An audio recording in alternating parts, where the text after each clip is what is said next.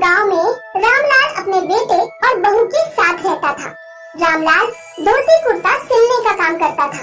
अरे ओ चंदन, अब तो शादीशुदा हो गया है बेटा, सिलाई सीख ले। चंदन वैसे तो गांव में घूमता रहता था, लेकिन कभी कभी 1-2 घंटे अपने पिता से धोती कुर्ता सिलना सीख लेता। कुछ दिनों बाद चंदन के पिता की मृत्यु हो जाती है। सिलाई का सारा काम चंदन ने संभालना शुरू कर दिया।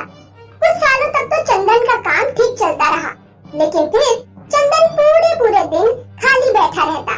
लोग कुर्ता पहनना धीरे धीरे बहुत कम करते जा रहे थे। एक दिन चंदन अपनी पत्नी से कहता है, धंधा बिल्कुल नहीं चल रहा, लोग रेडीमेड कपड़े खरीद रहे हैं, कपड़े सिलवाने वाले बहुत कम बचे हैं, समझ नहीं आ रहा क्या करूं। आप ये कपड़े सिलने का धंधा बंद करो। हमारी छोटी सी बगिया में कई तरह के पौधे हैं, आप छोटे छोटे पौधे ले जाकर बेचना शुरू करो।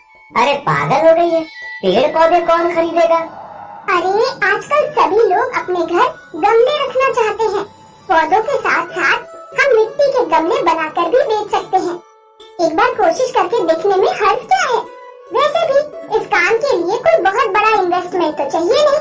चंदन अपनी पत्नी के कहने पर गुलाब, गेंदा, तुलसी, अनार, मनी प्लांट, अमरूद आदि के छोटे छोटे पौधे बेचने निकल पड़ता है। अगले दिन चंदन गांव में पौधे बेचने जाता है। उस दिन चंदन की ज्यादा कमाई नहीं होती, मात्र 100 रुपए की कमाई हो पाई है आज। कोई बात नहीं, अब आप ऐसा करो कि शहर में पौधे बेचने जाओ। अगले दिन चंदन शहर में पौधे बेचने जाता है। शहर के लोग चंदन के हरे भरे पौधों को हाथों हाथ ले लेते हैं। चंदन की अच्छी कमाई हुई, वो बहुत खुश होकर घर लौटता है। लगता है आज अच्छी कमाई हुई है, तभी आप इतने खुश नजर आ रहे हैं। हाँ, तुम्हारा आइडिया काम कर गया। शहर वाले लोग तो गमलों के दीवाने हैं, लगभग हर मकान में मैंने गमले रखे हुए देखे।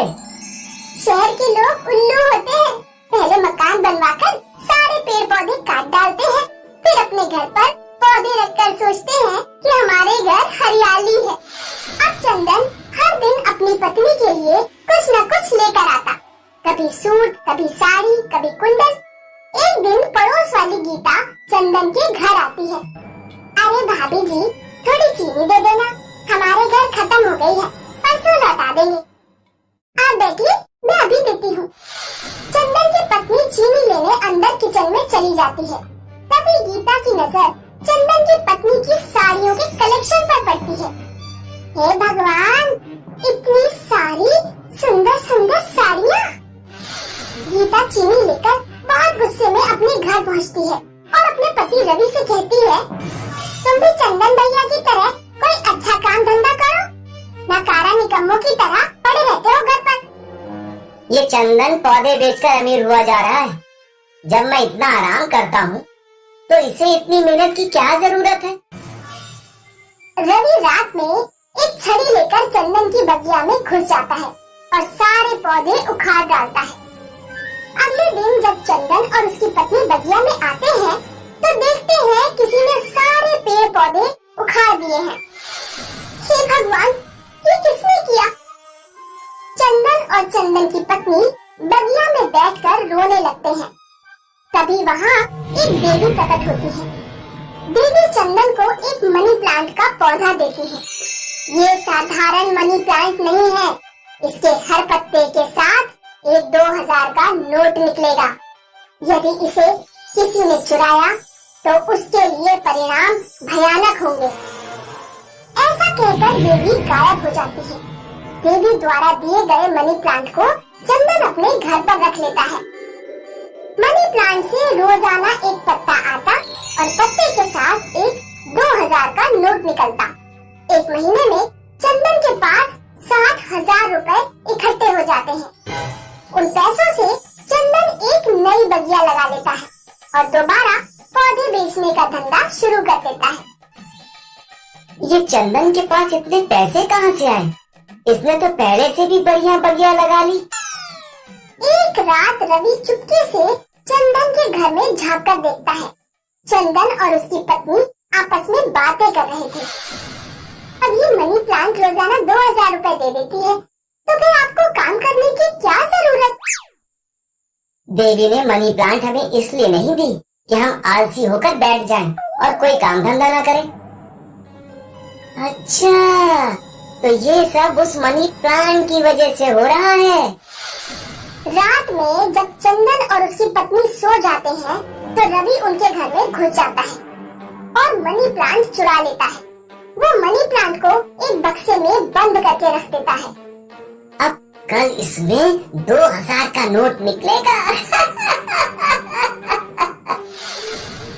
रवि सुबह उठकर सबसे पहले बक्सा खोलता है। वो देखता है कि पूरा बक्सा सांपों से भरा हुआ है और मनी प्लांट से लगातार सांप निकल रहे हैं। सांप रवि के ऊपर चढ़ जाते हैं। हे भगवान, बचाओ बचाओ बचाओ।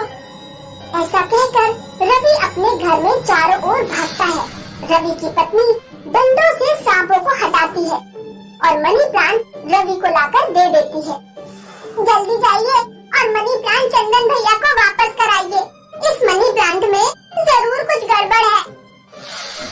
रवि तुरंत भागता हुआ चंदन के पास जाता है और चंदन के पैरों में गिर पड़ता है। मुझे माफ कर दो चंदन, मैंने तुम्हारी मनी प्लांट चुराई। चंदन जैसे ही अपने हाथों में मनी प्लांट लेता है, सभी सांप गायब हो जाते हैं। ऐसा तुमने क्यों किया रवि? मेरे पास कोई काम धंधा नहीं है। अगर ऐसी बात है तो तुम्हें मुझे पहले बताना चाहिए था। मैं तुम्हें पौधे बेचने का काम सिखाऊंगा और कुछ पैसे तुम्हें उधार देकर तुम्हारी बगिया भी लगाऊंगा। अब चंदन और रवि साथ साथ पौधे बेचने का काम करने लगते हैं।